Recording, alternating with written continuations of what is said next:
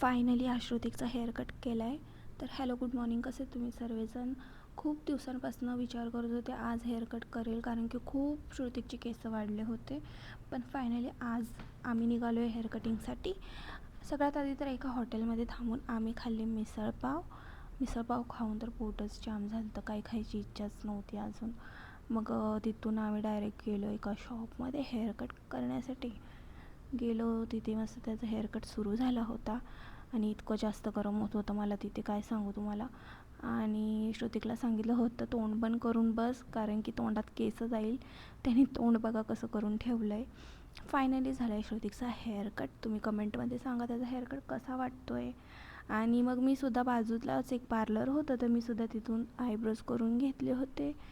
घरी आलो आणि मग नंतरून हा संध्याकाळचा व्हिडिओ योग्य नाही तर तुम्ही बोलाल आत्ताच मिसळपाव खाऊन आली होती आणि तरी घरी येऊन जेवण करते.